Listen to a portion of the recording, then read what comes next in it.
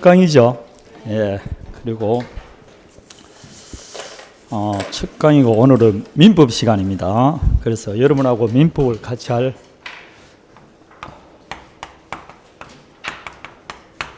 제 이름입니다. 만나서 반갑습니다.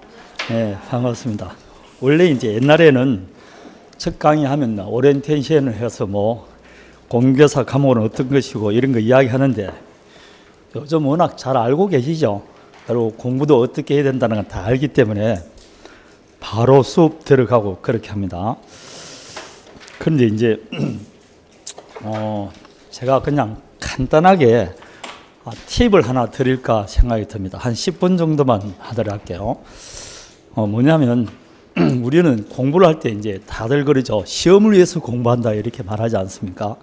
그 시험을 위한 공부하고 흔히 말할 때 학문을 위한 공부는 좀 다르다 그럽니다. 그 시험을 위해서 공부 제일 잘하는 사람들이 서울대 들어가는 사람들입니다. 그 사람들은 공부할 때 정말 초등학교 때부터 고등학교 때까지 시험을 위주로 공부하는 사람들입니다. 그래서 예컨대 제가 옛날에는 사법고시라는 게 있었지 않습니까? 저도 사법고시를 공부했는데 그 서울대생하고 공부하다 보면 앞에 민법 우리 사법고시도 똑같은 민법을 봅니다. 거기도 비진입 표시 나오고 통정 나오고 똑같아요. 문제가 시고를 뿐이지 틀린 건 아닙니다. 그래서 어떤 적에 사법고시 문제 풀면 여러분 잘 풀립니다. 쉬운 문제는 우리하고 비슷하게 나오니까. 거기 보면 신의 성실의 원칙이라는 것도 있어요. 민법의 대원칙이 있고 있는데 그 신의 성실의 원칙은 민법의 대원칙이고 굉장히 중요한 원칙입니다. 근데 사법시험 2차에 신의 성실의 원칙을 논하라 이렇게 나오진 않아요. 그래도 그래 민법을 공부하는 사람 같으면 그걸 한 번은 읽어봐야 될 거 아닙니까? 대원칙이니까. 근데 서울대 시험은 안 읽습니다. 아무리 중요하고 아무리 이제 기초가 되더라도 시험에 안 나오면 안 궁금합니다. 그 사람들은. 그런데 머리도 나쁘고 잘 노는 놈은 뭐라고 그 부분을 읽습니다. 그러니까 머리도 좋고 암기도 잘하는 놈은 그런 것도 안 읽으면서 시험에 나올 것만 공부하는데 안 되는 사람일수록 더 넓게 공부합니다. 그러니까 차이가 더 날 수밖에 없지 않습니까? 그래서 그 애들하고 만나서 이야기해보면 시험에 나오지 않으면 자기 엄마 아버지 이름도 안 외운다는 게 그 사람들입니다. 무서운 사람들입니다. 모든 게 어디에만 영이 되면 시험에만 이렇게 촉감이 달라는 겁니다. 굉장히 대단한 겁니다. 그 사법고시 이 그걸 이제 시험을 위한 공부라고 그러는데 여기서 자 봅니다. 여러분 일반적으로 봤을 때 수학은 논리적인 과목입니까? 암기 과목입니까? 수학 같은 경우 논리적인 과목이다 그러죠. 그러면 민법은 논리적인 과목일까요? 암기 과목일까요? 대부분 논리성, 법 과목은 리갈 마인드를 해가지고 논리성이다 그렇게 말합니다. 맞는 말인데 그럼 수학이 논리적인 과목이라 해서 47, 28 이런 거 안 외웁니까? 외우죠. 그 시험장에 가가지고 4가 7개 있으니까 더하니까 28이더라. 이렇게 문제 푸는 사람은 없어요. 수학도 공식은 다 외워야 된다, 안 외워야 된다? 외워야 됩니다. 그 외우는 방법에 관한 내용을 지금 말씀드리는 겁니다. 그럼 왜냐하면 논리성이 있다는 것은 그 민법을 예를 들었는데 원래 우리 시험에 53번에 나온 문제인데 처음 들은 사람 그냥 듣기만 하면 됩니다. 우리 여러분 공인중개사 공부는 제일 많이 공부하는 때가 몇 살 때인지 아십니까? 공인중개사는 40대가 주축입니다. 그리고 그 다음에 옛날에는 50대가 두 번째 많았고 다음에 30대였는데 지금은 30대하고 50대하고 비슷한 비율이더랍니다. 점점 나이대가 뭐라고?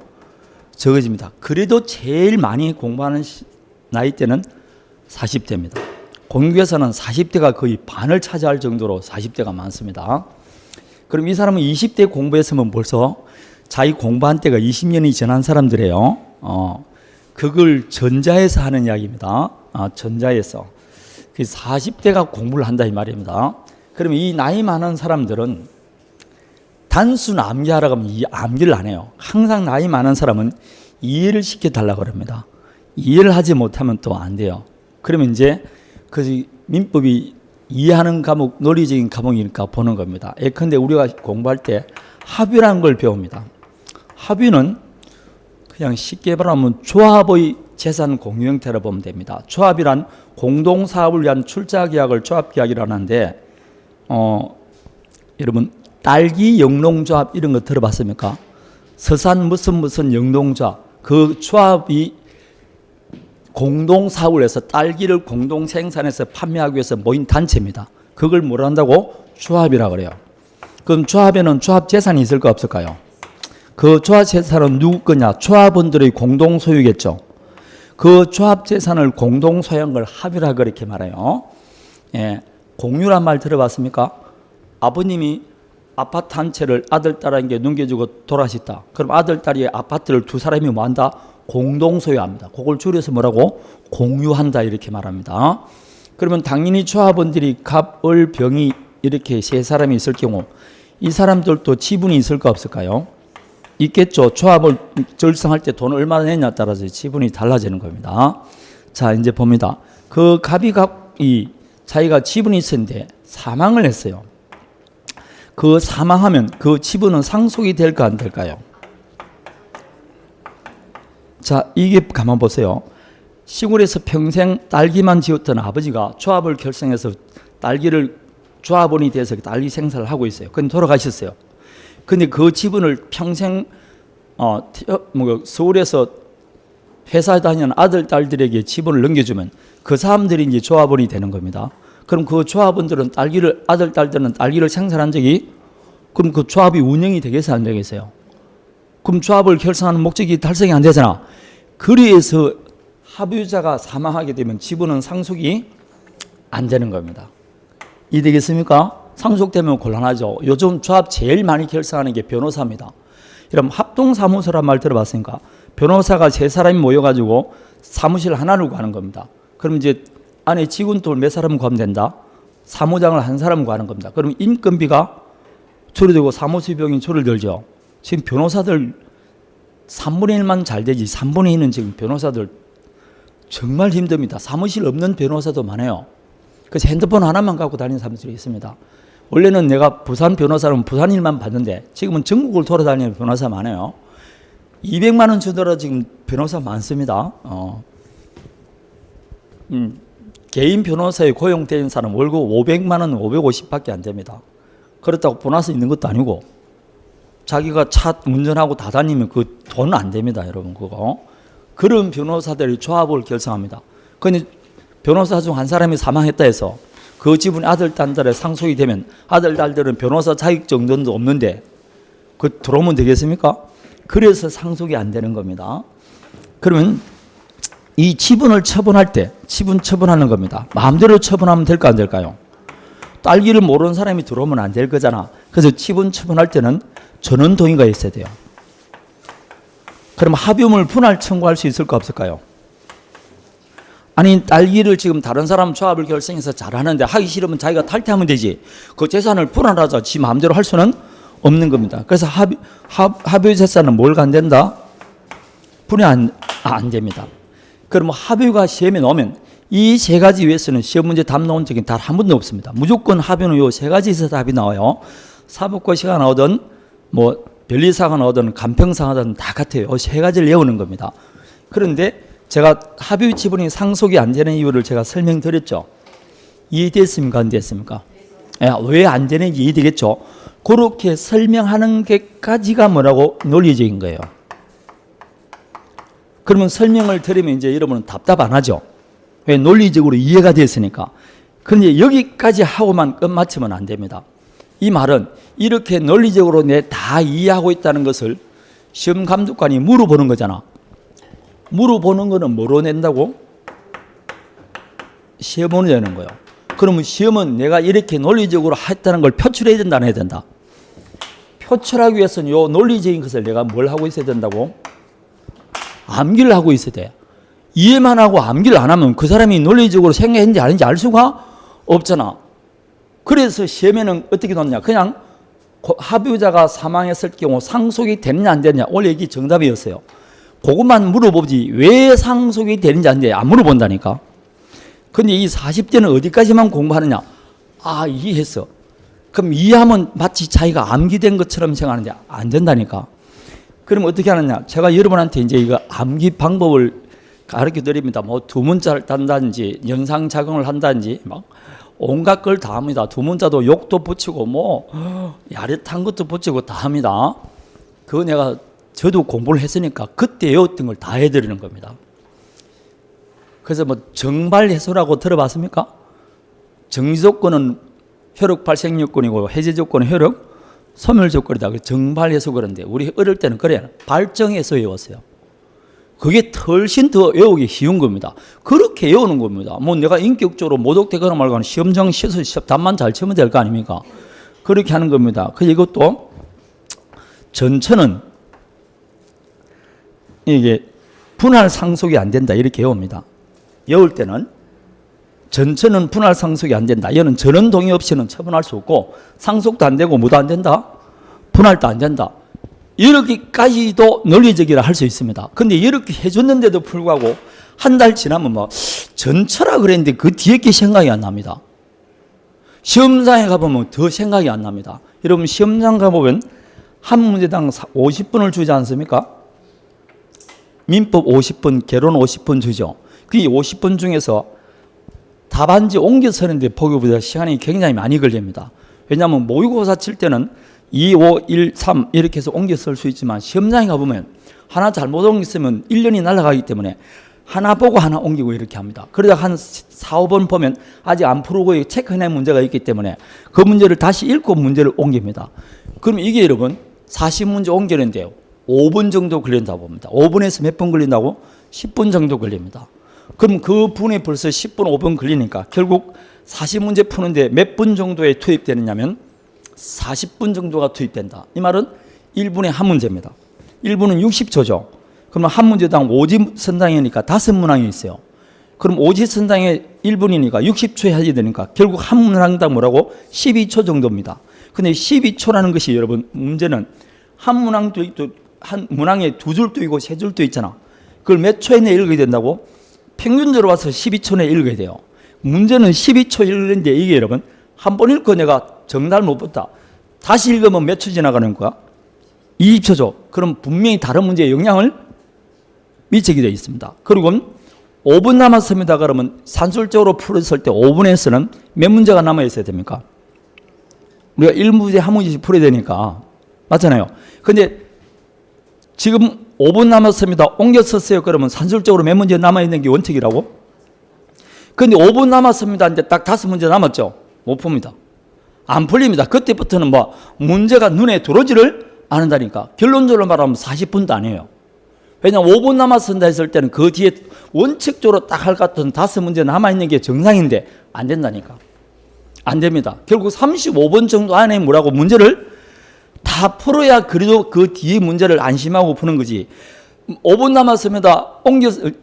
시험 감독은 15분 전에 이야기합니다. 15분 남았습니다. 옮겨서 준비하십시오. 그럼 남은 원래 몇 문제 더 남아있다고? 5문제, 6문제 남아있는 거예요. 그럼 그때부터는 혼이 다 달아납니다. 그래서 여러분 문제를 딱 10초 내에 풀지만 실제로 문제를 보자마자 뭐가 나와야 된다고? 답이 나와야 되지. 그때 답 안 나왔다. 그러면 끝입니다. 5집 5분까지 다 읽은데 답 안 나왔다. 다시 올라가는 거는 벌써 다른 문제에 영향을 미칠 뿐더러 답 생각도 잘 안 납니다. 그런데 문제는 여러분 시험에서는 이 시간이 어떤 역할을 하냐면 아는 것도 기억을 못하게 만들어요. 이게 굉장히 대단한 겁니다. 여러분 오늘 작년에 시험 친 사람 중에 여러분 있을 거예요. 그분한테 내가 물어봅니다. 작년에 시험을 50분을 주지 않고 2시간을 줬으면 합격했었냐 물어보면 다 합격했다는 사람이 굉장히 많아요. 그러면 시간만 더 주어지면 합격한다는 건 그 사람이 그 문제를 다 알고 있다는 거 아닙니까? 근데 짧은 시간 내에 표출을 못한 거예요. 그러면서 시험 마친다 때르릉 하고 나면 그 생각 다 난다니까. 그거는 여러분 공부를 안 한 게 아니고 다 알고 있는 건데 그 짧은 시간 내에 내가 표출을 못할 뻔합니다. 왜냐하면 시간은 긴장 속의 시간은 여러분 아웃풋을 못하게 한다. 그러니까 내가 갖고 있던 걸 외부에 표출을 못하게 하는 그런 마법이 있습니다. 그래서 우리가 보면 뭐예요? 그 인물 퀴즈 이런 거 있지 않습니까? 나 PD가 잘하는 거 있지 않습니까? 딱 하면 누구냐 물어보는 거. 집에서 침대에 앉아서 보면 잘 풀리죠. 근데 가만히 생각해 보십시오. 여기 나 PD가 있어요. 이게 촬영 감독이 있죠. 전부 다 지금 뭐라고 사람마다 전부 다 뭐가 하나 있다고? 예, 다 됩니다. 그리고 여기 작가들 가지고 뭐 있죠. 조명이 있죠. 이렇게 돼 있는 상태에서 여기에 딱 앉아가지고 뭐라고? 딱 되면서 하면 뭐라고? 어제 봤던 사람도 뭐라고? 기억이 안 납니다. 그게 우리 시험하고 똑같다고. 그래서 시험장에서는 뭐라고? 어렴풋이 하는 거는 소용이 있습니까? 없습니까?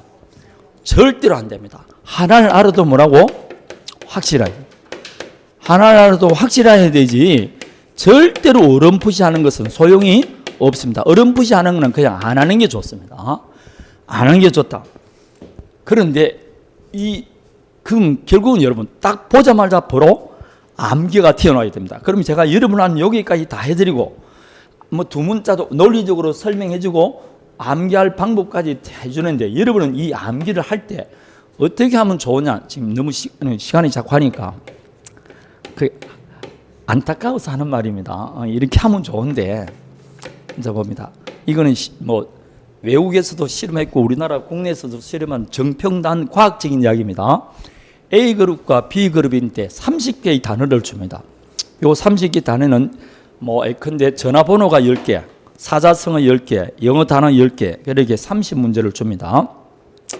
이 30문제를 주면서 A그룹한테는 1시간을 유월하고 주는 겁니다.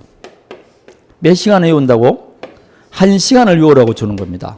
그리고 1시간 지난 뒤에 그 암기장을 뺏어가서 7일 뒤에 몇 개를 외우는지 물어보는 그룹이 하는 그룹이 있고 한 그룹에는 5분을 외우게 해줍니다.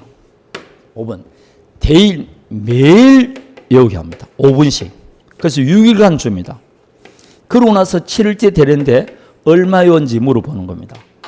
여러분이 가만히 생각했을 때 A그룹과 B그룹 중에 누가 많이 기억하고 있을까요? 여러분은 스스로 생각해도 B그룹이겠죠. 실제로 증명해 보면 B그룹은 거의 80, 90% 다 기억합니다. 근데 A그룹은 50%도 안 돼요. 헌자 돌림, 마흔 이런 사람들은 더 그렇습니다.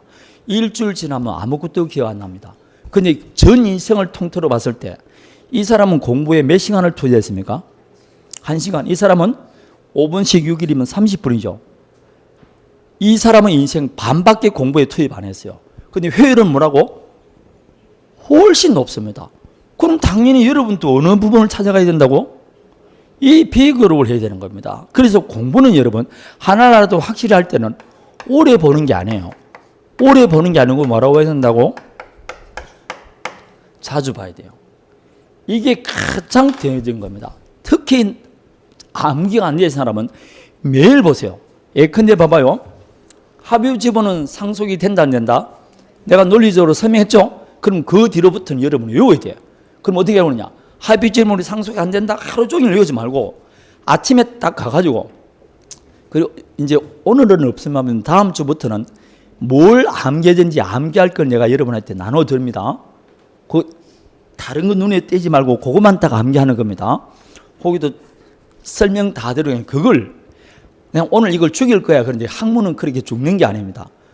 딱 5분 내지 절대로 10분을 넘기면 안 돼요. 5분 내지 10분에 아침에 화장실 가기 전에 안 가면 여기 와서 다른 공부하기 전에 딱 저번 주에 했던 강의 내용 중에 암기할 부분을 딱 대놓고 뭐라고? 합의 지분은 뭐가 되지 않는다? 상속 안 된다. 처분할 때는 전원 동의가 있어야 된다. 아무 생각 없이 읽어보십시오. 그 한 장 읽는데 몇 분 걸리게? 5분 안 걸립니다. 그럼 그걸 하나 듣고 다음에 또 뭐라고? 내일 또 읽어봅니다. 그리고 모레 뭐라고? 일주일 딱 읽어보면 그 중에서 5, 6개는 뭐라고? 내 죽을 때까지 기억나요. 그래봤자 몇 분밖에 공부 안 했다고? 5분, 10분밖에 공부 안 한 겁니다. 그래서 그게 만약 한 달 지났다. 그거는 여러분 때려 죽여도 기억납니다. 그러면 합의 지분의 상속이 안 되는데 왜 안 되는지 자기들은 모릅니다. 이제는. 왜냐 그냥 외워난 것 때문에 오지 논리적이고 그런 거 필요 없다니까. 그때 때문에 논리 그런 거 답답하지도 않고 그냥 보자마자 뭐라고? 답는 그런 것만 시험장에서 내 답입니다. 한참 생각하고 이런 거는 여러분 시험장에서는 아무 의미가 없습니다. 막 토론하면서 정답 나오는 거 있죠? 그거 여러분 그때 과정만 즐거울 뿐이지. 그걸 내가 가지고 뭐라 쉽게 말하면 여러분이 만일 일요일날 등산을 갔다 옵니다. 오랜만에 등산을 갔다 와서 뭐 따뜻한 곳에 목욕하고 가볍게 포도주 한잔 했습니다. 그럼 잠 잘 올까 안 올까요? 다르죠. 그 한잠 잘 때 2시 정도 됐을 때 내가 머리맡에 가가지고 머리를 탁 차면서 공유 지분, 하뷰 지분, 상속태 그럴 때 뭐라고? 눈 비비면서 안 돼. 이 정도가 돼야만이 뭐라고? 시험장에서 바로 답 나옵니다. 그 정도 외우는 것만 시험장에 답 나오지 어렴풋이한 거는 뭐라고? 안 나옵니다. 절대로 안 나옵니다. 그러니까 제발 공부 많이 하루 종일 막 공부하려고 생각하지 말고 딱 5시간, 6시간 딱 공부한다고 하고 대신 뭐라고? 꾸준하게 됩니다. 그래서 나는 다 밀어놨다가 일요일 한꺼번에 죽여야 되는데 일요일 한꺼번에 아무리 공부해 오십시오. 일요일 지나고 일주일 지나면 저번 주에 했던 거 뭐라고? 다 까먹습니다. 차라리 하루에 30분이라도 꾸준하는 게 굉장히 좋은 겁니다. 이해되겠습니까? 꾸준히 매일 조금씩 하는 겁니다. 그래서 제가 뭐 선생님들이 5월달까지 민법을 열심히 하라 그러는데 그 할 걸 다 나눠줄 테니까 그것만 하시면 됩니다. 그리고 엄밀히 말하면 여러분 이 우리 시험은 그렇게 많은 걸 요구하는 건 아니에요. 여러분 40문제가 우리 시험에 나오죠. 60점이죠. 객관식이죠. 절대평가죠. 그럼 우리는 절대평가란 말은 여러분 우리는 킬러 문항이라는 게 존재하지 않습니다. 즉 이 시험 감독관이나 아니면 시험 출제하는 기관은 60점 이상 되는 사람이 몇 명이냐 이걸 나누는 것이지 그 이상 되는 사람이 70점인지 80점인지 90점인지는 신경을 쓴다 안 쓴다? 안 씁니다. 그러나 대입시는 신경을 써야 됩니다. 왜냐하면 그 순수에 따라 학교가 달라지니까. 그럼 만일 원래 합격률을 떨어뜨리기 위해서 4문제 킬러 문장을 만들어야 했어요. 4문제는 10점이죠. 그럼 이거는 대입시에 영향을 미치게 안 미치게? 대입시는 한 문제 킬러 문항 나왔다고 난리가 나잖아요. 그럼 우리는 그 영향을 미친다 안 미친다? 안 보면 돼요. 안 풀면 된다니까. 그래서 꼭 시험치가 떨어진 사람은 몇 문제 어렵게 나와. 그 어려운 문제에 신경 쓸 필요가 없는 건데 내가 떨어진 것은 항상 쉽고 잘 나오는 부분이 틀려서 떨어진 것이지 정말 어려운 문제가 몰라서 떨어진 건 없다니까. 그 영향을 전혀 안 미칩니다. 그래서 우리는 공부가 어느 정도냐면 여러분 봐봐요. 40문제 풀 때 1번 맞았어요. 그럼 2번 틀렸습니다. 1번, 3번 맞고 4번 틀렸어요. 5번 맞고 6번 맞았다. 그러면 연달아 2개 틀려도 됩니다. 그래서 10번째 뭐 맞으면 된다? 한 번 더 맞으면 됩니다. 하나 맞고 하나 틀리고 하나 맞고 하나 틀리고 하나 맞고 하나 틀리고 하다가 10번째 뭐라고? 연달아 2문제 맞으면 몇 점 나오게? 10번째마다 2문제 맞으니까 4개 더 맞잖아. 그 몇 점이라고? 60점 나온다고. 이 정도만 하면 돼. 이걸 못해서 떨어진다니까. 그럼 떨어진 사람은 하나 맞고 2개 틀리고 하나 맞고 2개 틀리고 그러니까 떨어지는 것이지. 많이 요구하는 게 아니라니까. 근데 합격한 사람 보통 보면 60점에서 70점인데 결론을 말하면 그 사람이 여러분 내가 만약 시험 문제를 한 문제 맞췄다. 다음 문제는 틀린다고 각오를 해야 돼. 그게 틀린 게 정상이야. 그 정도밖에 점수가 안 나온다니까. 그것도 10월달 됐을 때 겨우 했을 때 연달아 2문제 맞았다. 그럼 뒤에 한 문제 틀린 거는 당연한 이야기야. 그런데 시험 칠 때 보면 1번부터 40번까지 뭐라고 똑같은 비율을 틀고 공부를 한다. 문제를 푼다니까. 그 벌써 틀린 거예요. 자기도 모르게 뭔가 지금 틀리게 가고 있는 겁니다. 여러분 성적이 그 정도 안 나온다니까. 그래서 딱 봤을 때 원래 박스형 문제가 12문제 나왔잖아. 그럼 박스 문제 딱 나왔을 때 문제는 쉬운 것 같은데 뭔가 찝찝하다. 찝찝하면 풀면 안 돼. 넘겨야 돼. 벌써 반 정도는 넘기고 가야 돼. 반 정도 확실하게 풀고 다시 넘어와가지고 그 어려운 문제에 이렇게 부담을 씌워야 되지. 1번부터 4번까지 40번까지 똑같은 비중을 두고 공부하면 안 된다니까. 그리고 어머나 어렵게 나왔네 한번 읽어볼까. 그건 쓸데없는 짓이에요. 그런 건. 그거는 여러분 그리고 딱 푸는데 이게 풀기는 풀 것 같은데 개론 같은 것도 아닙니까? 1분 넘게 걸릴 것 같고 뭔가 조금 그 판단하는데 1, 2초밖에 안 걸려요. 딱 이상하다 싶으면 뭐라고? 안 풀어야 돼. 하나 맞고 하나 틀리고 하나 맞고 하나 틀리고 이 정도만 해도 된다니까. 근데 이게 못합니다. 이게. 왜냐? 시간 제약이 있고 내가 나이가 많고 그렇기 때문에 어제 아름 같아도 시험 나가면 잘 기억이 안 나고 그런 겁니다. 그렇게 많이 요구하는 건 아니다 이 말입니다.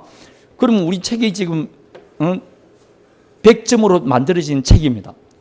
그럼 100점이 이 독이에요. 그럼 독을 큰 걸 가져가면 될까 안 될까요? 시험은 여러분 독에 물이 넘쳐야만 합격한다 그러는데 뭐 넘치게 붓기 위해서는 독을 큰 걸 가져야 됩니까? 작은 걸 가져야 됩니까? 예, 나이가 클수록 많을수록 작은 독을 가져야 돼요. 이 말은 여러분 책은 100점으로 나와 있지만 그 책 중에서 20% 내지 30%는 뭐라고? 과감하게 제거할 필요가 있어요. 그럼 제거는 뭐 하느냐? 강사들이 알아서 합니다. 이거 보지 마세요. 그럼 뭐라고? 보면 안 돼요. 그 절대로 보면 안 됩니다. 지금 우리 책이 500페이지 나오는데 딱 한 강의 맞춰나면 여러분 읽을 책이 100페이지로 제가 줄여드립니다. 줄여드리자는 게 여기에서 요것만 밑줄 치세요. 이런 식으로 밑줄 치세요. 그러면 그것만 뭐라고? 읽고 넘어가면 됩니다. 그러면 굉장히 빨리 읽었습니다. 빨리 읽었다는 자주 볼 수 있게 없게 있는 겁니다. 그렇게 만들어지는 겁니다. 항상 그렇습니다. 뭘 봐야 된다고? 자주 봅니다. 자주 제가 나눠주는 프린트 암기하십시오 하는 거 암기하는 걸 매일 뭔가 10분 정도만 보십시오. 그러면 그게 여러분 2달간 석 달 내지 5달을 계속 한 사람과 안 한 사람은 나중에 차이가 뭐라고? 굉장히 납니다. 그 한 사람은 굉장히 빨리 풀면서 점수가 안정적으로 딱 나와요. 안 한 사람은 점수가 올라갔다가 내려갔다 이렇게 합니다. 그 시험장에서 굉장히 불안한 점수입니다. 흔들림 없는 50점이 나왔지 어느 때는 40점 나왔다가 어떤 때는 60점 나왔고 그게 안 좋습니다. 차라리 흔들림이 없는 50점이 나오면 나머지는 2번만 치더라도 다 뭐라고? 60점은 나와요. 왜냐하면 50점 나왔다는 것은 20문제 안 풀었다는 거 아닙니까? 그 2번 치고는 산술적으로 4문제를 맞게 되어 있다니까. 훨씬 더 나은 겁니다. 이게 오로지 시험을 위해서 공부를 하니까 그런 겁니다. 이해되겠죠? 그렇다고 뭐 암기를 하세요 이런 게 아니고 논리적으로 설명은 드립니다. 드리는데 여러분이 그렇게 공부를 해야 된다는 겁니다. 항상 자주 보시면 됩니다. 자, 그럼 이제 수업 들어가도록 하겠습니다. 그 외에 상시한 거 내용들 이런 거는 나중에 한번 다시 들어드리도록 할게요. 그리고 오늘은 프린트 없습니다. 오늘부터 뭐 암기하라 그러면 다음 주에 안 나오기 때문에 오늘은 그냥 재미있게 왔다 가시면 됩니다. 그리고 다음 주 되면 내가 밴드 같은 걸 만들어서 그에 추가로 문제를 필요한 사람한테 문제도 내드리고 할 테니까 거기에 재수생들은 가능한 문제를 빨리 풀어보는 게 좋습니다. 잘 모르더라도 오늘 내가 40페이지까지 공부를 했는데 내가 공부를 잘했는지 잘 이해하고 있는지는 뭘 가지고 봐야 된다? 문제를 봐야 돼요. 그래서 문제를 봐야만 내가 틀렸으면 내가 이게 아까 그거였는데 잘 기억을 못하고 있네 확인을 할 수 있어야 돼요. 많은 문제를 풀으라는 게 아니고 한 문제라도 문제를 뭐라고? 풀어보는 게 좋습니다. 그래서 5월달까지는 문제를 절대로 풀지 마세요. 그게 원래 정석인데 우리는 정석을 가는 거는 80점이 정석이 60점 이상 되는 거는 정석 끄는 거 필요 없습니다. 그냥 무조건 문제를 뭐라고? 많이 풀어보는 게 좋습니다. 그리고 앞으로 할 이야기지만 올해 같은 경우에는 이제 박생 문제가 12문제 이게 이제 정설로 되어 있습니다. 답은 변리사든지 간평사도 다 박생 문제 나옵니다. 그 박생 안에 박세가 기억, 니은, 티끌, 리을 나올까요? 기억, 니은, 티끌만 나올까요? 박스 다음 중 옳은 걸 고르시오, 틀린 걸 고르시오. 박스 문제는 오지 않습니까? 이게 여러분 과학적으로 기억, 니은, 티끌이 가장 어려운 것으로 정평이 나왔어요. 그래서 지금 전부 다 뭘 한다고? 기억, 니은, 티끌 나옵니다. 왜냐하면 객관식 문제일 때는 기억, 니은, 티끌, 리을 하게 되면 두 개만 알더라도 밑에 정답이 나오게 돼 있어요. 그러나 기억, 니은, 티끌이면 요 셋 중에 하나라도 몰라도 뭐라고? 정답 안 나옵니다. 그래서 이기 때문에 굉장히 어려워진 겁니다. 이 박생 문제 기억, 니은 죽입니다. 이거 딱 요거는 하나라도 모르면 뭐라고?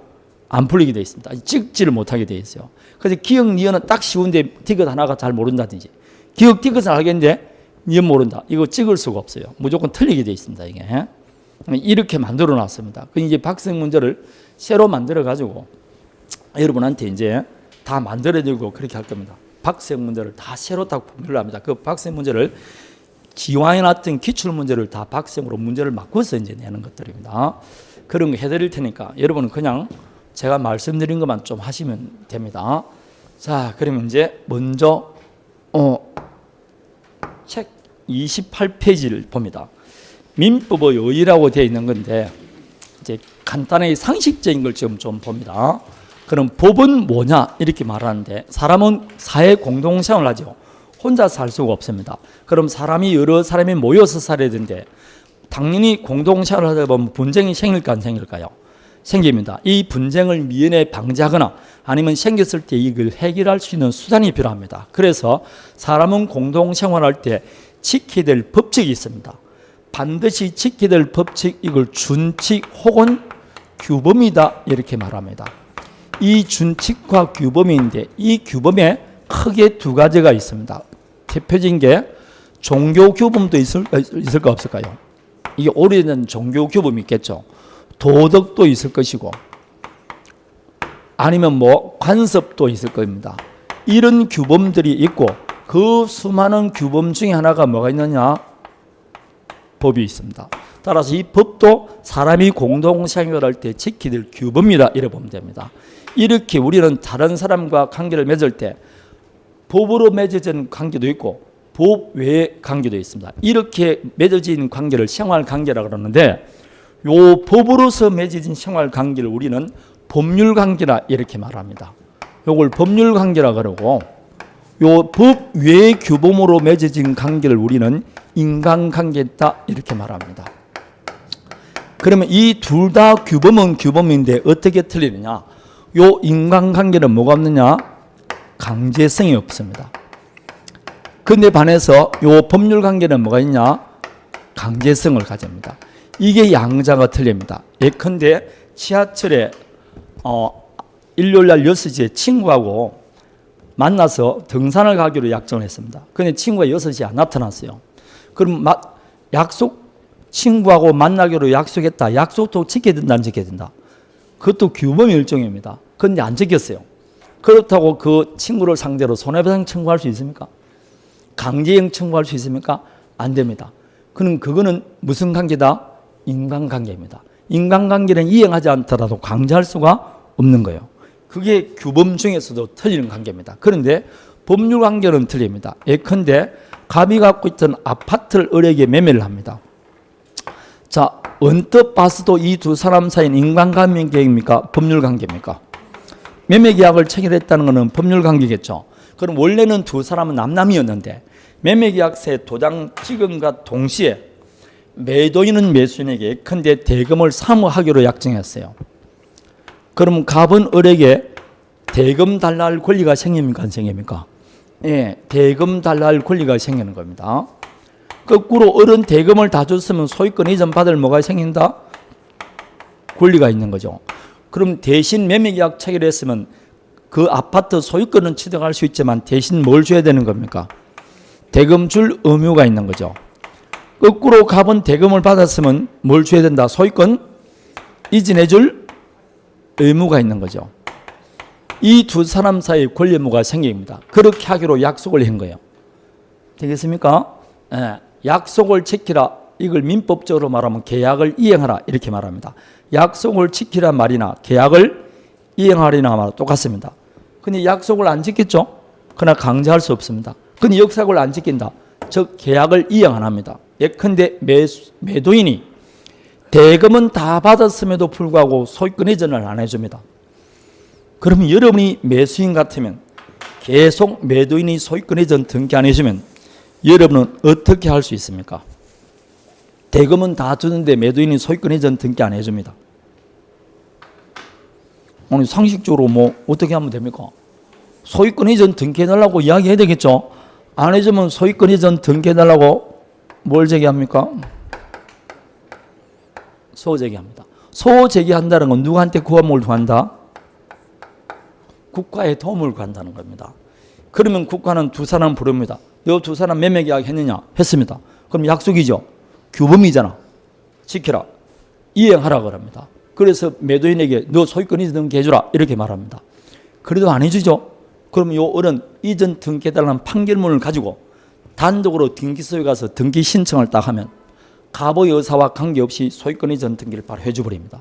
즉 스스로 이행하지 않으면 누가 이행해 준다고? 국가가 강제로 이행해 줍니다. 이게 무슨 관계라고? 법률관계입니다. 잘 실감이 안 나죠? 자 봐봐요. 이 을이 중도금은 주는데 잔금을 안 줍니다. 분명히 을은 뭘 취급할 의무가 있는데 대금 취급할 의무가 있는데 잔금을 안 줍니다. 자기 채무를 이행한다 안 한다? 안 하죠. 그럴 때 매도인은 어떻게 하면 될까요? 이때도 매도인은 지금 을에게 뭘 해야 될까 합니까? 잔금 안 주면 대부분 이 계약을 해지하고 받았던 계약금을 손해배상금으로 가져가죠. 이 말은 너와 내가 약속을 했는데 네가 계약을 제대로 이행 안 하니까 우리 계약 없는 것으로 만들겠다. 대신 너한테 뭘 청구하겠다? 손해배상 청구하겠다. 보통 이렇게 나갑니다. 이렇게 해도 되지만 그냥 똑같습니다. 뭘 달라고? 대금 달라고? 똑같아요. 이 을이 갖고 있는 수단이나 갑이 갖고 있는 수단이 똑같아야 될 거 아닙니까?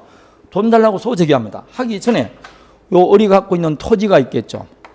자동차가 있을 것이고 아니면 통장이 있을 겁니다. 월급 통장. 요걸 전부 다 압류, 가압류를 먼저 딱 하는 겁니다. 그래서 소를 딱 제기합니다. 그럼 뭐라 그러게? 잔금 주십시오라고 소를 제기합니다. 그럼 법원에서 투사는 부릅니다. 너 계약한 적이 있냐? 예, 있습니다. 그럼 너 잔금 주기로 약정했냐?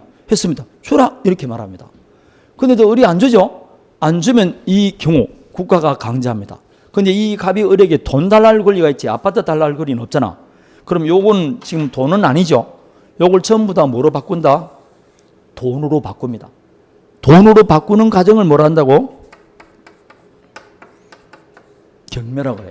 그럼 경락대금 나올까 안 나올까요? 그럼 경락대금은 누가 갖고 있는? 국가가 갖고 있는 거예요. 이거 누구 재산이지만 을의 재산이지만 처분해서 국가가 딱 갖고 있어 그 대금을 누구한테 준다? 매도인에게 딱 줍니다. 스스로 이용하자는 누가 강제로 이용한다고? 국가가 강제로 이용합니다. 왜냐? 이거는 무슨 관계니까? 법률 관계니까. 여러분 이런 사람이 있습니다. 내가 잔금을 2억 줘야 되는데 부동산 가격이 계속 하락하니까 그냥 계약금만 떼고 말지 뭐. 그거는 내 말입니다. 그건 내 마음이지 내 마음대로 하는 게 아니에요. 매도인이 끝까지 잔금 달라고 하면 뭐 해야 된다? 빗자루 목록 하나까지 다 팔아서 잔금 줘야 돼요. 그게 무슨 관계라고? 법률 관계입니다. 법률 관계는 내가 안 하고 싶다고 안 하는 거 그런 거 아니에요. 그럼 뭐 다 뭐 손해배상하고 그만하겠다 그러지. 그거 안 된다니까. 월급 통장 뭐라고 매달 압수돼서 돈 다 줘야 됩니다. 선택은 누가 하냐? 매도인이 하지 매수인이 선택하는 게 아닙니다. 이런 관계가 무슨 관계라고? 법률 관계입니다. 그럼 이 경우 우리는 인간관계는 시험 범위에 들어가게 안 들어가게? 안 들어가겠죠. 그래서 우리는 법률 관계를 시험 범위에 들어가는 겁니다. 그러나 인간관계도 중요는 합니다. 여러분 6시에 만나기로 했는데 자꾸 친구가 안 나타난다. 그럼 그 인간성 더러운 거 아닙니까? 그래서 우리 인간성이 더럽다 하는 겁니다. 그건 법률 관계가 아니고 도덕 관습 관계로 넘어가는 겁니다. 그래서 인간성도 중요하긴 하는데 우리하고는 뭐 시험에는 관계없다는 거죠. 자, 그런데 가만 보니까 법률 관계를 맺었다. 그는 가만 보면 법률 관계를 맺었다는 건 무슨 말이냐면 갑과 을 사이에 매매계약함으로써 대금 받을 권리가 있고 소유권 해줄 의무가 있죠. 여기는 소유권 해전 받을 권리가 있고 대금 줄 의무가 있습니다. 결론을 말하면 법률 관계란 무슨 관계다? 권리 의무 관계입니다. 내가 남과 법률 관계를 맺었다. 그거는 곧 무슨 관계다? 권리 의무 관계다. 이렇게 말할 수 있습니다.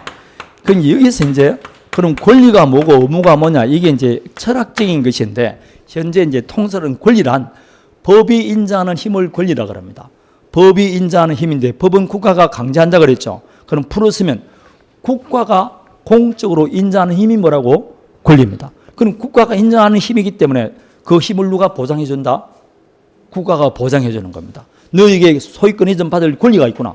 그 힘을 내가 국가가 뭐 인정해 주는 겁니다.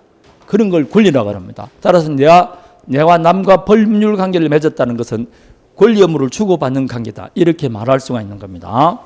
자, 그런데 요 법을 또 여러분 학자들은 여러 가지 나누는데 여러분 책에 보면 사법, 일반법 이런 거 나와 있죠. 자, 그럼 이제 간단하게 그냥 보면 됩니다. 의문스러울까 봐. 이 법률 관계는 권리 의무 관계라는데 국가와 개인 사이도 권리 의무가 발생하게 안 하게? 있죠. 뭐 국가와 개인 사이에 예컨대 형법을 보면 살인을 하지 말라, 도둑질을 하지 말라. 국가가 개인에게 능이라는 명령 아닙니까? 그런 걸 하지 말라고 규칙을 정해놓은 거예요. 그 누가 한 이야기 한 거라고? 국가가 개인에게 한 겁니까? 우리가 옆에 사람하고 살인하지 말자 계약하는 건 아니잖아요. 이렇게 국가와 개인 사이의 권리 의무에 관한 법이 많습니다. 이 국가와 개인 사이의 권리 의무에 관한 모든 법을 한꺼번에 묶어서 뭐라 하냐면 이런 법을 공법이라고 그래요.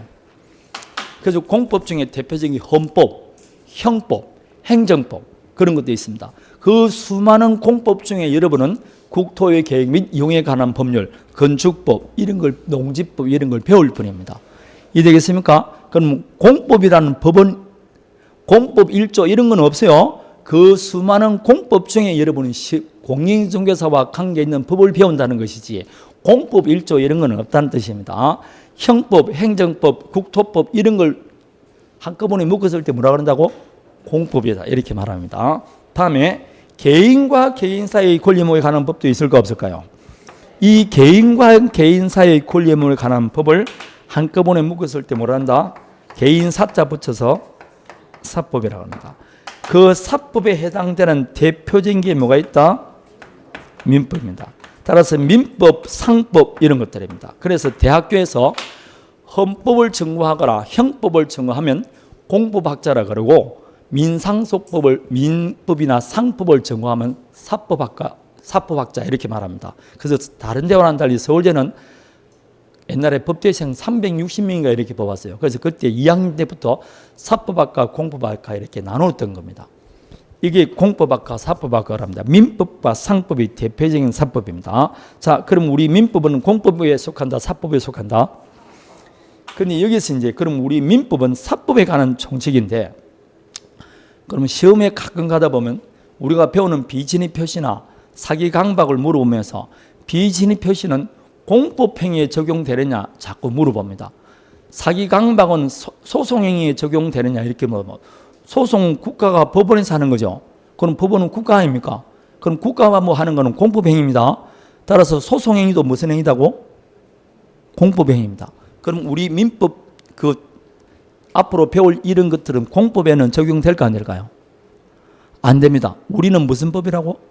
사법입니다. 우리는 공법과는 관계가 없습니다. 따라서 앞으로 문제 나올 때 우리 민법 무슨 규정은 공법 규정에 적용되느냐 그러면 무조건 적용 안 됩니다. 그 일일이 외울 필요 없고 107조 할 때도 외우고 막 100골자 이렇게 외우지 말고 그냥 우리 민법 총칙은 어디는 적용되지 않는다? 공법에는 적용이 안 된다. 이러면 되는 겁니다. 이해되겠습니까? 적용 안 됩니다. 우리는 체계 자체가 틀리는 겁니다. 그래서 민법은 사법이다. 다음에 보면 일반법이다 이런 말이 나옵니다. 자, 이제 무슨 뜻이냐? 임대차란 말 들어본 적이 있습니까? 예, 임대차라는 게 이제 남의 물건을 빌렸는데 차임을 주고 빌리는 걸 임대차라고 합니다. 우리 민법에 임대차가 있어요. 자, 오늘 용어를 좀 한번 봅니다. 대차란 말이 붙으면 여러분 남의 물건을 빌려서 사용하고 돌려주는 걸 대차라고 합니다. 남의 물건을 뭐라고? 빌려가지고 사용하다가 돌려주는 걸 대차라고 그래요. 그래서 이게 이제 대자는 이 대자입니다. 한문으로 대자인데 그래서 우리가 임대인 그러죠. 빌려주는 사람, 받는 사람을 임차인 그러잖아. 그 차자입니다, 이게. 그래서 이렇게 한문을 알 필요 없는데 이렇게 합니다. 대차인데 이 대차는 세 가지가 있어요. 첫 번째, 소비대차가 있습니다. 소비대차라는 것은 빌린 물건을 뭘 하고 소비를 하고 그 빌린 물건 내가 가지는 겁니다. 그리고 나중에 그걸 똑같이 동종동량을 돌려주면 되는 걸 소비대차라고 합니다. 예컨대 돈을 빌립니다. 돈 빌린 계약을 우리 계약서 쓸 때 차용증이라고 계약서 쓰죠. 그럼 엄밀히 말하면 민법 공부하는 사람은 차용증이라 쓰지 않고 금전 소비대차라고 씁니다. 금전 소비대차 계약 이렇게 말합니다. 그래서 차주, 대주 이렇게 쓰는 거예요. 아니면 채권자, 채무자 이렇게 쓰는데 봐요. 빌린 돈은 그대로 가지고 있습니까? 사용해야 됩니까? 사용하고 나중에 돈 가치가 있는 걸 돌려주면 되죠. 그런 걸 무슨 대차? 소비대차. 쌀을 빌렸다. 이걸 민법적으로 말하면 미국 소비대차라고 그래요. 그럼 빌린 쌀은 가만히 모시둡니까? 내가 먹어야 됩니까? 먹고 난 다음에 다시 동종을 돌려주면 되죠. 이렇게 소비하고 동종 동량을 돌려주면 되는 것을 소비대차라 이렇게 말합니다. 다음에 사용대차가 있어요. 사용대차는 빌린 물건을 사용하고 사용한 그대로를 다시 돌려주면 됩니다. 이해되겠습니까? 자전거를 빌렸다. 그럼 자전거 사용하죠. 그럼 사용한 다음에 그걸 그대로 뭐라고? 돌려주면 되는 겁니다. 이해되겠습니까? 그런 걸 뭐라고? 사용대차라고 그래요. 그러면 똑같은 게 있는 게 뭐 있냐? 임대차가 있어요. 그럼 어떤 차이가 있냐? 똑같이 이것도 빌려서 사용하고 사용했던 걸 그대로 돌려주면 되는데 요 사용대차나 임대차나 똑같은데 차이점은 요거는 공짜입니다. 여러분 친구 자전거를 1시간 동안 빌려서 사용할 수 있습니까? 없습니까? 그렇다고 뭐 대가 주는 거는 아니죠. 그러면 자전거를 뭐하고 있다? 사용대차한 겁니다. 근데 여기는 대가가 아니고 뭐라고? 공짜가 아니고 뭐라고? 대가가 있어요. 요걸 우리 민법적으로는 유식하게 말하면 요거는 공짜니까 뭐라고? 대가 없다? 무상이라고 하고, 요거는 뭐라고? 대가가 있다고? 유상이라고 합니다. 요 유상을 대가를 우리는 뭐라고 한다? 차임이라고 그래요. 시중에서는 월세라 그러죠. 이렇게 대가를 취급하고 빌리면 임대차, 대가 없으면 사용대차입니다. 따라서 친구 물건을, 예컨대 자전거를 공짜로 빌리면 뭐라고? 사용대차지만 따르릉 해서 대가 주죠? 그러면 사용대차가 아니고 임대차입니다. 아파트도 친구 아파트를 3달간 빌리는데 공짜로 빌렸다. 그럼 아파트 임대차로 쓰지 않고 아파트 사용대차로 씁니다. 되겠습니까? 그럼 장난감 애들한테 요즘 장난감이 비싸니까 장난감 임대 주는 거 있죠? 그걸 3달간, 1달간 임대합니다. 그럼 그 계약서 보면 동산 임대차라고 되어 있어요. 동산도 대가를 주고 빌리면 뭐게? 임대차입니다. 그 차이밖에 없습니다. 대가를 주면 임대차, 공짜면 뭐라고? 사용대차입니다. 대주, 차주, 임대인, 임차인 이렇게 말합니다. 차주, 대주 이렇게 말하는 거예요. 자, 그럼 이왕 용어였으니까 갑의 물건을, 갑이 건물을 을에게 공짜로 주기로 약정합니다. 공짜로 주는 계약이 뭐게?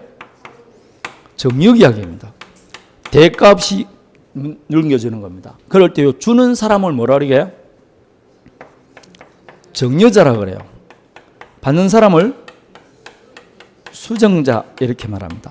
받을 숫자를 붙이는 겁니다. 수정자, 정여자, 수정자 이렇게 말합니다. 정여자 되고 싶어, 수정자 되고 싶어요? 수정자 되고 싶겠죠. 부모님이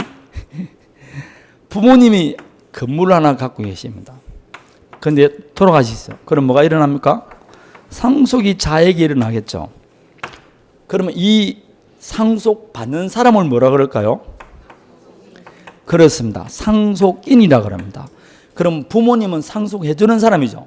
그럼 상속을 당하는 사람 아닙니까? 그래서 뭐라고? 피상속인 이렇게 말합니다. 피를 철철 흘리면서 돌아가시는 분이 뭐라고? 피상속인입니다.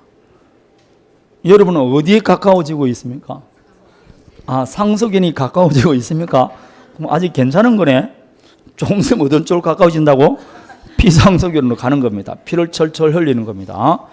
자, 이 피자가 붙는 게 그렇습니다. 피자가 많이 붙는데 예컨대 한정치산 선고를 받은 사람을 피한정후견이라 그래요. 당했다는 뜻으로 하는 겁니다. 피담보채권이라는 말도 있다. 이 피자라는 게 당했다는 뜻으로 그렇게 말하는 겁니다. 상속을 당했다. 그러니까 피상속인 이렇게 말하는 겁니다. 갑과 사이에 돈을 1억 빌려주는 계약을 체결했어요. 그럼 이 사람은 돈을 다시 받을 권리가 있겠죠. 그걸 금전 채권이 있다는 것이고, 이 사람 나중에 돈을 갚아줄 채무자입니다. 맞습니까? 그런데 날짜 돼서 안 갚아줄 수 있잖아. 그러면 이 채권자 입장에서는 곤란하겠죠. 그래서 나중에 안 갚아줄 걸 대비해서 이 건물에 더 저당권을 하나 설정합니다. 그럼 보세요. 저당권 설정하기 전에는 이 채권은 담보가 되어 있었습니까? 안 되어 있습니까? 그리고 이렇게 담보 없는 채권, 이런 채권을 무담보 채권이라고 그래요. 담보 없는 채권을 뭐라고? 무담보 채권이라 이렇게 말합니다. 무담보 채권은 좀 위험할까요? 위험 안 할까요? 그럼 채권도 다른 사람한테 양도할 수 있습니까? 없습니까? 그러면 담보 없는 채권을 내가 양수받으면 나 위험해? 위험 안 해? 왜냐하면 그 채권은 권리는 맞지만 채무자가 돈 안 주면 휴지 조각에 불과하다니까. 그래서 무담보 채권은 굉장히 위험한 채권입니다. 근데 무담보임에도 불구하고 정말 안심할 수 있는 채권이 하나 있어요. 뭘까요? 담보가 없음에도 불구하고 정말 안심할 수 있는 채권이 하나 있어요. 국채입니다. 그걸 뭐라고? 국채라고 합니다. 국채는 누가 채무자입니까? 그러니까 담보 없는 겁니다. 내가 망하면 뭘까? 내 망하기 전에 국가가 먼저 망할 일은 없지 않습니까? 근데 국가도 망할 수가 있을까요? 없을까요? 그게 흔히 말할 때 뭐라고? IMF 정도 되면 내가 빌린 돈을 못 갚기 때문에 국가가 파산나는 겁니다. 아르헨티나가 그런 게 있지 않습니까?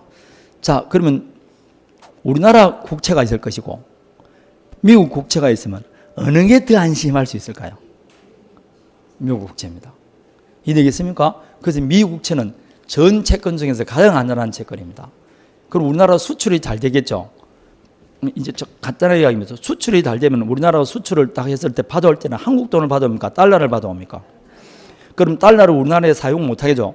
그럼 그걸 어디에 주는 겁니까? 한국은행에 맡기고 한국 돈으로 바꿉니다. 그러면 우리나라는 달러가 계속 한국은행은 사이가 있을까 안 없을까요? 엄청나게 달러가 사이가 있습니다. 그걸 외환 보유고라 그래요. 그럼 그 달러를 가만히 갖고 있으면 소용이 있어 없어요? 그럼 쓰고 나가게 말하면 돈 안 되잖아. 그럼 한국은행 그 달러를 다시 투자를 해야 된다 안 해야 된다? 그걸 하면 뭔가 보관료도 안 날 거 아닙니까? 그럴 때 잘못 투자하면 쫄딱망하게 안 하게. 1, 2조 원 갖고 있는 게 아니고 몇백 조를 갖고 있는데 그걸 잘못 투자하면 곤란하잖아. 가장 안전한 데 갖고 있어야 돼요. 그래서 한국은행은 그 모인 돈을 다시 뭘 사게? 미국 국채를 사는 거예요. 그래서 모든 나라 중앙은행은 뭘 갖고 있게? 미국 국채를 갖고 있는 거예요. 그래서 미국 국채의 0.01% 금리가 올라가나 올라가면 전 세계에 뭐라고? 중앙은행에 영향을 미칩니다. 그래서 여러분 미국에는 0.15, 0.5% 올리면 우리는 뭐라고? 1% 올리는 겁니다. 무조건 두세 배를 올려야 돼요. 왜냐하면 그만큼 충격이 뭐라고? 강한 겁니다. 그럼 미국은 망하게 안 망하게? 못 망합니다. 미국이 망하면 누구도 망한다고? 전 세계 중앙은행이 갖고 있던 그 금고가 전부 다 뭐라고? 휴지조각이 바뀝니다.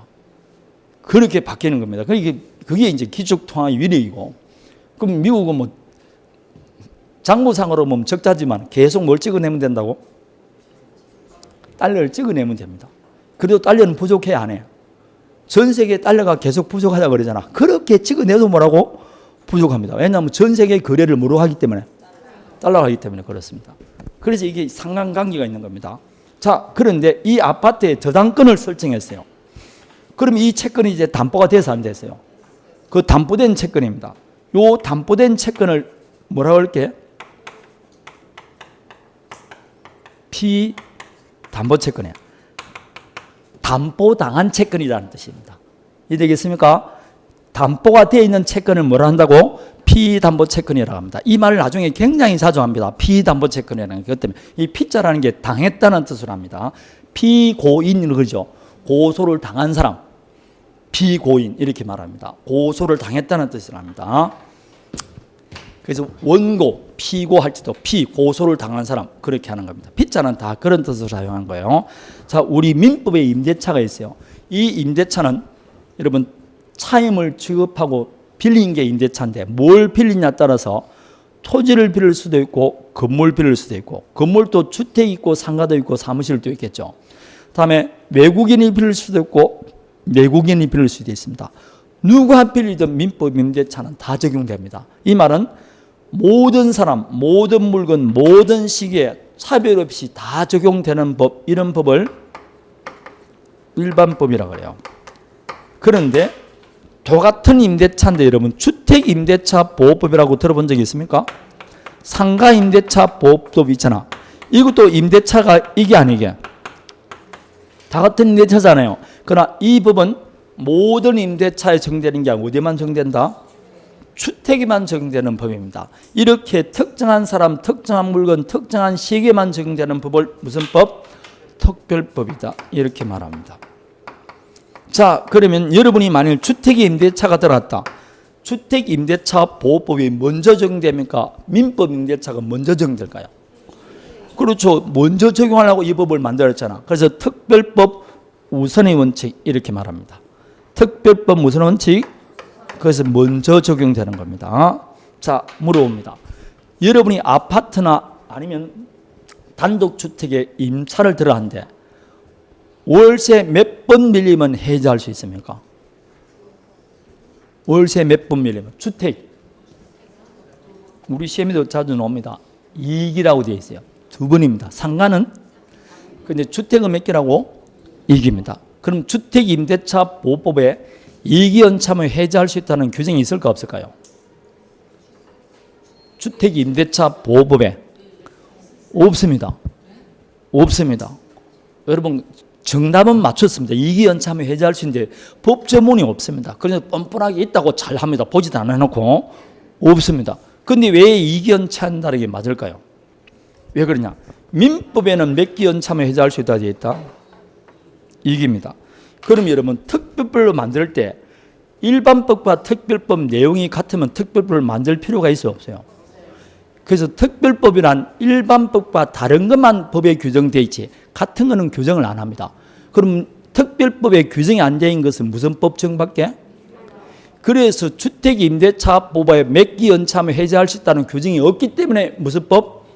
민법 적용받아서 이기연체 이렇게 말하는 거예요. 주택임대차에서는 비용상환청구권이 규정이 없어요. 그럼 민법에 규정이 있습니다. 그럼 규정 없으면 무슨 법 적용받는다? 상법에는 상인들에게만 적용되는 법입니다. 그런데 상법에 규정이 없다. 그럼 무슨 법?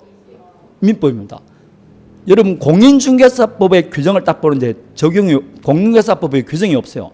그러면 상인들에게 적용되는 법 상법 적용받습니다. 그 상법에도 규정이 없다. 다시 무슨 법? 사법의 모든 경우는 적용이 없으면 규정이 없으면 무슨 법 적용받는다? 그래서 가장 밑에 깔린 법이 뭐라고? 그 위에 다 차근차근 올라가 있는 거예요. 여기 없으면 마지막에는 뭘 간다고? 민법을 갑니다. 그래서 민법이 가장 방대하고 여기서는 모든 용어가 사법에서 그대로 다 사용됩니다. 그래서 무려 1조부터 1118조입니다. 상상을 불허한 조문 아닙니까? 이 조문도 지금 부족하다니까. 상법 그 정도 안 됩니다. 왜 안 되느냐? 나머지 조문은 민법 적용받으니까. 그래서 가장 기본이 되는 무슨 법이다? 모든 경우 적용되는 일반법이라는 뜻입니다. 그만큼 중요하다는 뜻입니다. 지금 적어놓은 게 민법이 그만큼 중요하다. 그리고 그걸 강의하는 사람이 저다 이 말입니다. 그래서 민법은 일반사법이다 이렇게 말을 하는 겁니다. 일반사법이다. 그러면 맛있는 거 이런 거 여러분 뭐 중개사법이나 뭐 공시법 이런 거 줄 필요 없습니다. 그냥 민법만 주면 됩니다. 자, 다음에 실제법이라는 게 있을 게죠. 자, 보세요. 갑과 할 사이 아파트 매매 계약을 체결했어요. 중도금 받을까지 잔금은 못 받았습니다. 그런데 이 매수인이 등기서를 유지했어요. 매수인이 등기서를 유지해서 자기 앞으로 소유권의 전 등기를 딱 대놓은 거예요. 등기부에 보면 누가 소유자로 되어 있습니까? 을이 소유자입니다. 자, 물어봅니다. 현재 이 아파트 소유자는 갑일까요? 을일까요? 예?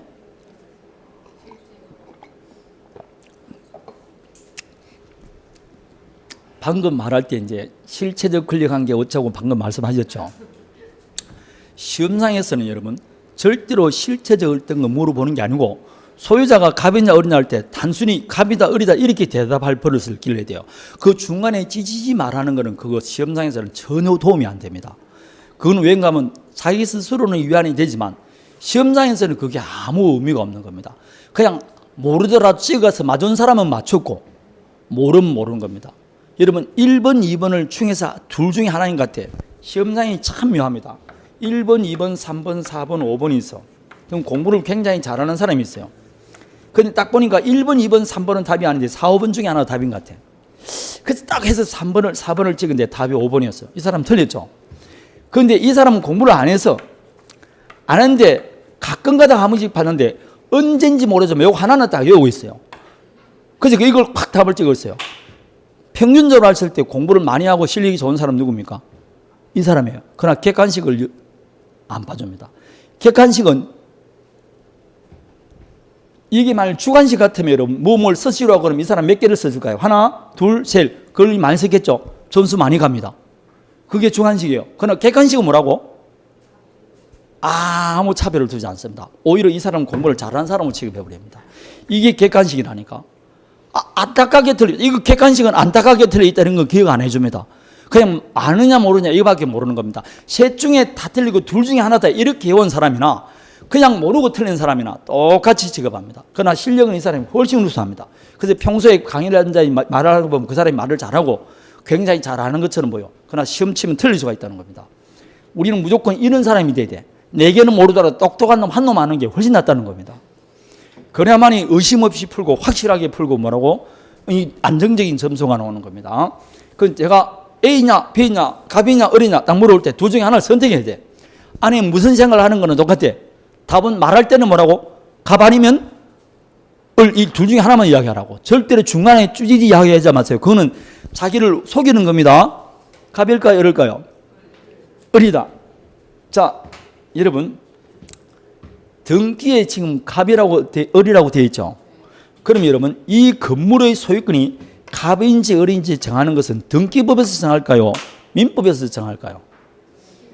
아닙니다. 누구에게 소유권이 있고 누구에게 어떤 권리가 있고 누구에게 의무가 있다는 걸 정하는 법은 민법입니다. 이렇게 누구에게 어떤 권리가 있고 누구에게 의무가 있다는 걸 정하는 법을 무슨 법이라고 한다고? 실체법이라고 그래요. 그럼 민법은 무슨 법이다?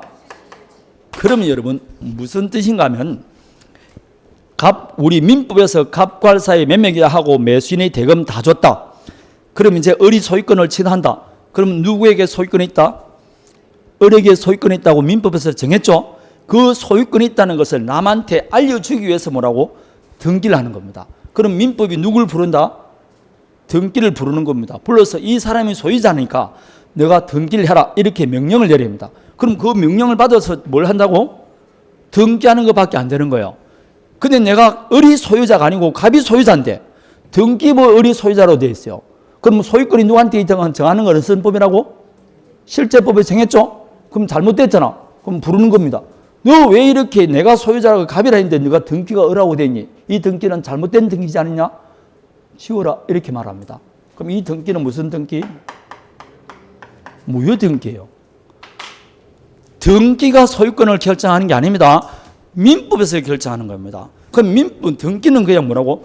내가 민법에서 누구한테 소유권이 있다는 걸 외부에 인식하기 위해서 많은 법이다 공시하는 법이에요. 그래서 이 공시법이라는 겁니다. 등기법은. 이해되겠습니까? 공시법은 내가 이리 오라 그러면 그냥 와가지고 말하는 대로 뭐 한다고? 쓰는 사람에 불과합니다. 내가 다르게 썼으면 그게 등기가 무효되지 내가 무효가 되면 안 돼요. 등기법에 맞게 소유자를 정한 게 아니고 여기에 맞게 등기를 해야 된다 이 말입니다. 그럼 내하고 틀리게 된 등기는 무조건 무슨 등기? 무효 등기입니다. 잘못된 등기 효력을 인정해주지 않는 겁니다. 효력이 없다는 걸 두 마디로 줄이면 무효되는 겁니다. 이 등기는 효력이 없어요. 근데 이 을이 등기가 된 줄 알고 이 사람이 소유자인 줄 알고 매매할 수 있습니까 없습니까? 이 사람 소유권 취득할까 못할까요? 예? 못한다니까. 소유자가 누구라고? 가불이 됐으면 이 등기가 잘못된 등기잖아. 그 잘못된 등기 미우자라도 보호 못 받습니다. 이 등기도 무슨 등기? 이게 민법과 공시법의 차이점입니다. 이게 실체법이라고. 그러니까 맛있는 거 등기법 가져서 소용이 없다니까. 누가 정한다고? 내가 정한 내가. 나는 무슨 법이라고? 실체법입니다. 나머지는 다 절차법 이런 것밖에 안 됩니다. 나를 보호하기 위한 절차, 나를 공시하기 위한 공시법 이런 것밖에 안 되는 겁니다. 그래서 민법은 일반 사법임에도 불구하고 뭐라고? 실체법입니다. 이렇게 법이 규정이 돼. 이게 민법이 갖고 있는 중요소입니다. 그걸 지금 29페이지까지 쭉 써나온 겁니다. 그냥 안에 내용을 읽을 필요 없습니다. 이렇게 규정되어 있다. 이렇게 말합니다. 자, 그러면 이제 본격적으로 방금 법률 관계는 무슨 관계를 했죠? 권리, 의무 관계란데 여러분 사람은 사회생활할 때 사회생활은 고정되어 있으니까 끊임없이 변합니까?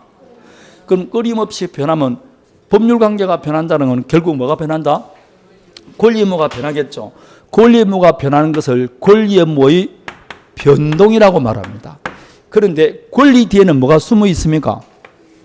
요거 대금 받을 권리가 있으면 소유권 이전해줄 의무가 있고 소유권 이전 받을 의무가 있으면 대금 줄 의무가 있잖아.